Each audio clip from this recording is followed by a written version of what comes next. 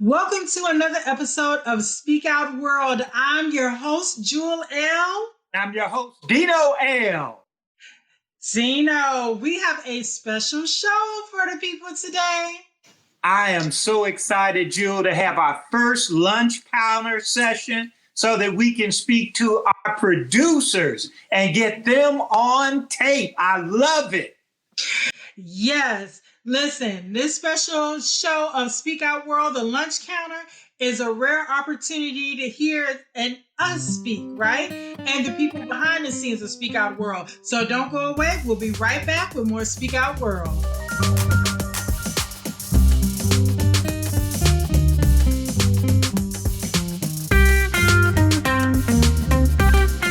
Welcome to Speak Out. Listen.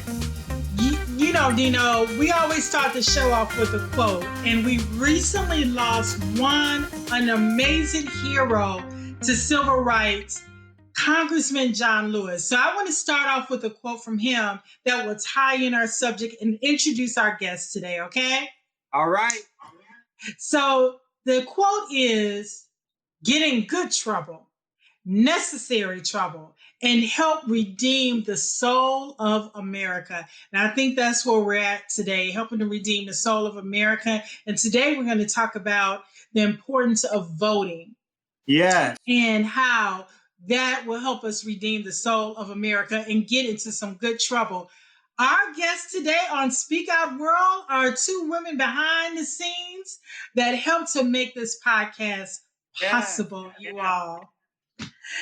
Dino, you know, we have the very wonderful and beautiful producer of Speak Out World and niece joining us today for the conversation. Thank you. And we have our technical producer of Speak Out World, who is also an Emmy award-winning producer, Sharon Phillip, aka Shay Shay. Thanks for having me. Well, it's so wonderful being able to see you all and interact with you all on screen. And Dino and I are so used to interacting with you all behind the scenes. Absolutely. Yeah. It's a little interesting being in front of the camera, but I'm feeling good that it's with family, so it's all good. And I want to thank you all for inviting me to sit at the counter. Yes. Discuss at the counter. Yes. Started one of the icons of the civil rights movement was at the lunchroom counter, so it's an honor to be at the counter. Absolutely. Mm-hmm. Yes, and that's what this special lunch counter Speak Out World is all about. In terms of us coming together, we're going to have a lunch counter moment, even though we're not eating, because it's hard for us to eat and have a conversation. Let's just be real. But it is a moment for us to all come together as one at the lunch counter, and really for the first time as podcast hosts and producers really discuss a topic that's important to us. And that topic right now is dealing with voting. Mm-hmm. So, Dino, I'm going to pass it off to you and to get the conversation started with, our lovely guest, Shay Shay and Anise. Shay Shay, let's start off with you. Yeah. Why do you think it's so important now, more than ever, for us as people to vote, especially people of color? Well, it's very important. I believe that we each have a voice, and the only way to make our voices heard is through the voting process. And I've found that too many times you see it a lot now, people in minority communities are, discouraged from voting, or we're told our voices really don't matter or things will never change. But the only way that we can stand up for change and make sure that we're moving in the right direction is for everybody to use that voice for change. And it means a lot to me, the sacrifices that Congressman John Lewis made for us. And he was beaten, almost killed several times, and fought and gave his everything for us to have this privilege of voting, and for us to throw it away and not use it to me, feels like it would be very disrespectful to his memory. Adis, what do you think about the importance of voting, especially in this upcoming election? Well, let me just give a shout out to Chicago because I am. Shout out. And one of my heroes with the subject of voting, I'm looking at the menu at the counter, and that is Ida B. Wells.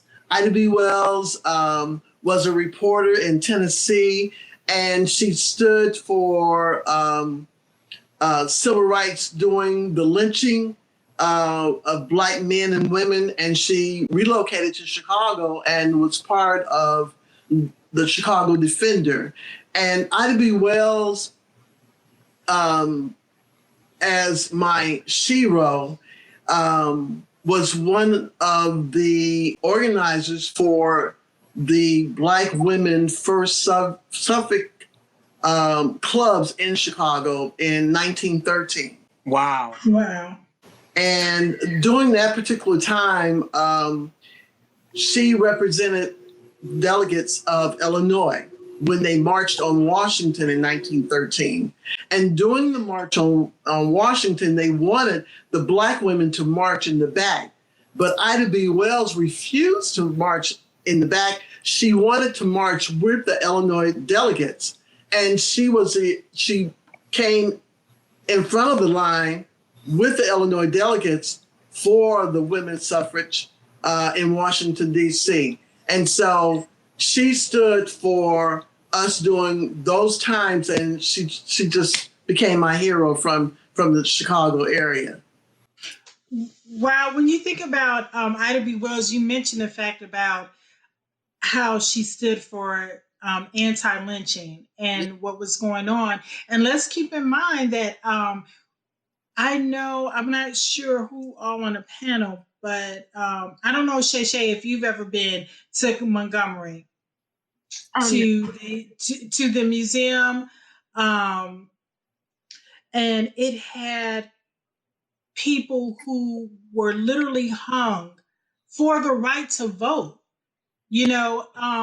so for that equality. And so when we begin to think about the blood that was shed, even before John Lewis, there were numerous people that just wanted to register to vote. And I mean, that's what they were hung for. And some of them, their entire family, they would get their entire families. You can read the names. And I remember one that really moved me. He went to register to vote, and he was hung, and his children, they were hung for the right to vote. And so I'm very, having been involved in civic engagement and voter registration, like this is something that's really important to me because it goes beyond just talking about who's going to be president, but it's about who are you going to put in office, or, on local levels that are going to make decisions about, clean water, clean air. Here in Georgia,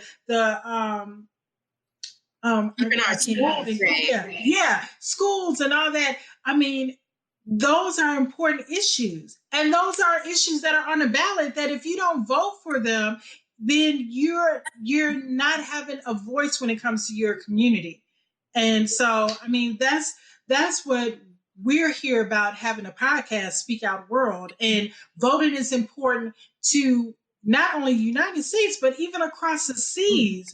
The fact that people died and bled in order to be able to have their voices heard. Dino, you want to jump in? Oh, I'm sorry. Go ahead, Anise. That was one of the things that Ida B. Wells represented in the city of Chicago. They were able to get people to represent the Black community in the city of Chicago, to be councilmen, to represent the South Side, the West Side. Oscar DePriest was a councilman in the city of Chicago, and they were progressively doing many things.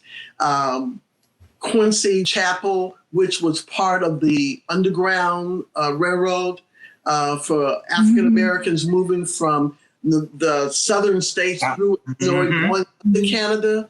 All those things took place in Chicago, and Ida B. Wells was a part of having those civil rights grow for those Blacks who were coming up from the South that were dealing with the segregation and dealing with the lynching and the speaking out their First Amendment rights as citizens of the United States after the Civil War.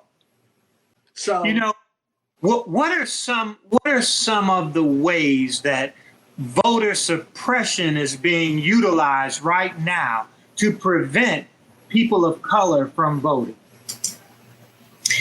I think the number one thing is what's going on right now at the post office. We're in the middle of a pandemic. For our safety, they're pushing us to do absentee ballots. Yet you have someone in position who is making all these drastic cuts to the post office. Things are already, how should you say, delayed because of the pandemic. Everybody's home. We're using the post office more because we need our groceries, just everyday things mailed to us. But you're cutting services at the post office right before the election.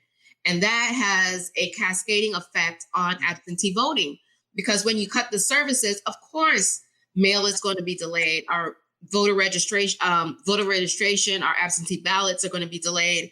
And now we're finding out if they're delayed, they won't be counted. You could have made these cuts if you still felt they were necessary, but after the election, you have people in rural counties or people in poor counties that don't have public transportation that rely on these absentee ballots. If you take that away from them or you make it more difficult, their voices, sometimes people will either throw their hands up and say, well, what does it matter? You're not going to count my vote anyway, or they just feel discouraged. And that to me is a form of voter suppression. You know what I mean? It's like closing polling offices, right? Or polling locations in these heavily populated communities where you have one polling office open. And it made the news several times here in Georgia that people were out there trying to vote until like 1 a.m. They had to bang on the doors and get leaders to open up for them to vote because they closed other polling locations.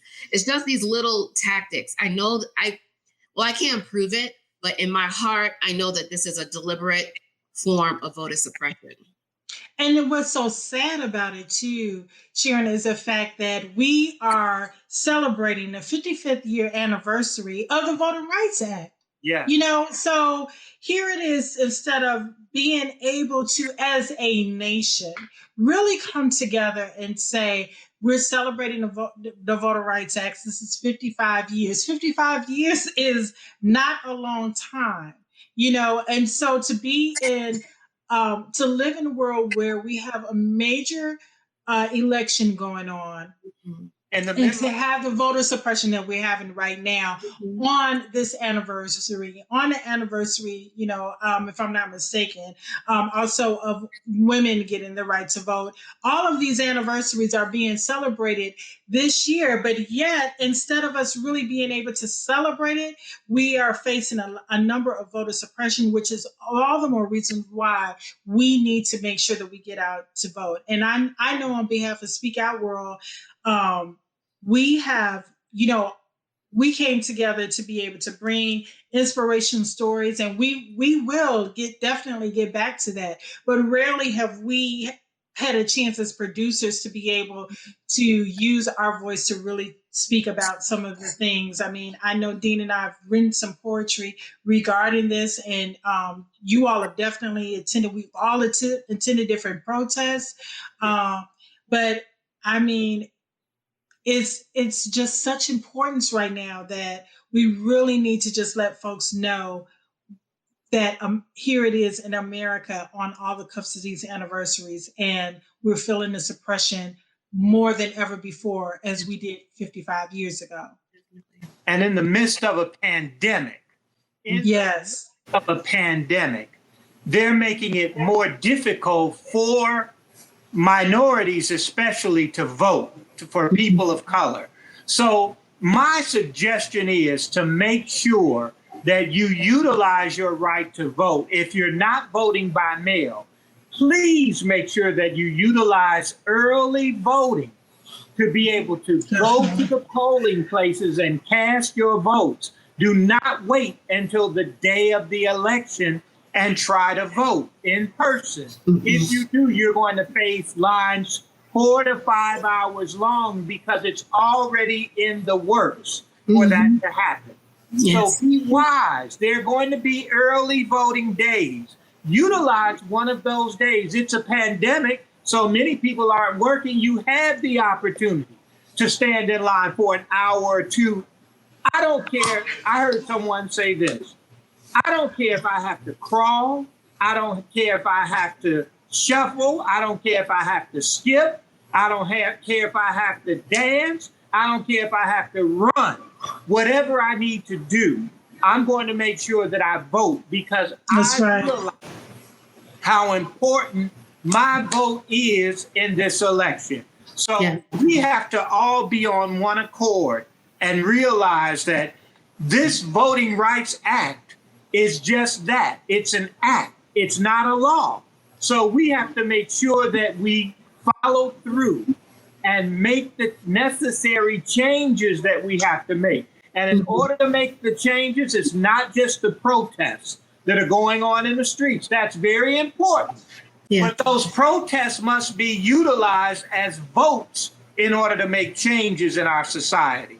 So what do you see as some of the most important aspects or reasons to vote right now in this election? Well, I like to say voting for your local people, state, and federal. Yeah. You know, we don't realize how important all those levels of government affect our lives. Yeah. Exactly. Agreed. Voting on the school boards. I mean, being a part of, and because you are a United States citizen, you can be a part of any of it on your local or your state or the federal level. Yes. And what? Yeah, and when I was talking about the Clean Water and Air, I couldn't think of it at the time, but the Public Service Commission, I definitely know here in Georgia, they are responsible for that in terms of having that committee to make sure that there's clean water, clean air. And most of the times it's rural communities that are being affected by not having clean water and clean air. And so we need to make sure that our voices are heard with that. You know, they have different questions on the ballot in terms of, you know, do you think more money should go towards the school system for this? Or do you think that we need to have taxes on that? Like, it's more than just checking off a box for, you know, who's going to be the president, like you all were saying. In Georgia, you have 159 counties here. 159 counties, and each county has its own board, its own sheriff, its own, you know, all of those things. And so, I mean, we cannot allow any type of suppression. It's just like what you said, Dino. I mean, run, crawl, you know, whatever you have to do, you have to get in early. And if you're not registered to vote, I know that we as a podcast, we are worldwide. We are stationed, however, in Georgia, in the state of Georgia. You have until October 5th to register to vote. And, you know, early voting starts here for the November 3rd election, October 3rd through October 30th. So you have all these days and then if you want to get involved, to become a poll worker. You know, make sure that, you know, you want to make sure that every vote counts. Become a poll worker and find out how to become a poll worker in your county or in your state or in your district, wherever you are, whatever state that you're in, and make sure that you are there to be a part of the process, that every vote counts. Sharon, Shay, did you want to add something? Well, I agree with everything that you've all said. And one of the things that I think is very important as well, especially now that we're in a pandemic, we may have less poll workers or, you know, out of but they need to be educated because, and listening to the news just last night, we've had some officials that were actually on the ballot who went to vote early in the runoffs, and they were Republican candidates, but they were told, oh, there's no Republican runoff, but there was. Now, I don't care if you're Republican, Democrat, Independent. Absolutely. All the poll workers need to be educated. Regardless of who you're voting for, you need to speak up and use your voice. But if I go to vote, if I'm not an educated voter, right, and I go to a polling place and they're like, oh, we're not having a runoff. And suppose I'm the kind of person that, oh, okay, maybe I made a mistake and I just turn around and go home. I just lost my opportunity to vote. So we as citizens, we as poll workers, everybody has to be knowledgeable about the process, who's running for what office, things that are going to be on the ballot that we need to vote for clean water, schools, benefits for underprivileged families. We just need to make sure we're educated. And there's a lot of negative stuff going around in the news, but we have to be able to sift through that and see which is garbage and which is fact, because there's a lot of negative propaganda going on right now in the news. And it's all to dissuade us from voting, right? But it can backfire. So up to us to be knowledgeable about what we're going to the polls to vote for. Speaking of propaganda. Yeah. That's part of voter. Go ahead. That's another form of voter suppression. Definitely. Yes. Did you realize that Russia has already started a ploy of voter suppression trying to bring out different stories regarding the Democratic nominee, Joe Biden, about things that happened in the Ukraine, things that happened during the Obama-Biden administration. All of these things are being handled through the Congress, though, from Russia. They're not coming on the media. They're actually feeding information to the congressmen through the Senate. United States are taking this information and running with it. So what do you think about some of the other forms of voter suppression? It's not just closing polls, but it's also the propaganda that's being sent out, not only through the United States, but through other nations as well. Well, Dino, I think the fact too that it was not properly addressed. And not that Congress did not try, but it was not properly addressed regarding Russia's interference with the 2016 campaign. And thus, this is the reason why there's such boldness in terms of handling the 2020 election. Even to the point, I mean, Sharon, to your point, when you start talking about being educated, I know that there has been talk about Kanye West being on the ballot, and some folks are thinking like, okay, this is going to split the vote. But what they, listen, Kanye has a right to run if he wants to. That is his right to run. However, if you want to be an educated voter and you really want to see what's going on, you realize that is also supported by an opposite candidate. So, vote for him is not splitting the vote as much as it is voting for the 45 that's already in. And so I think that we are a lot more sophisticated as voters, as American voters, Black, white, Asian, it doesn't matter. I hope, and I'm believing, I'm very optimistic that we are a lot more educated in that sense, that we understand, we understand what this trick is about, and that it's not about vote for Kanye for president as if you're voting for a school president of a high school. This is not how it's working, how it's working together. And these, you have a comment. I'm sorry. Go ahead. No, I was like, that's not how it's working. And what they're doing is putting fear into voters. Yes. They're using fear as part of the propaganda. But we have to learn how to push past our fears. Yes. That's what the wisdom of those who have gone before us, like John Lewis, Ida B. Wells, Fannie Lou Hammer. Vivian. Yeah.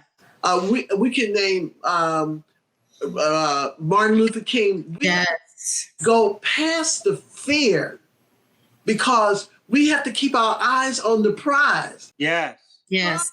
For all of us to become equal citizens in these United States. It is united, not separate. Yeah. And another thing that bothers me about like current administration is the divisiveness. Yes. You know, it's been very eye-opening for me over the last few years, some of the things that have gone on in society, but no more so than 2020.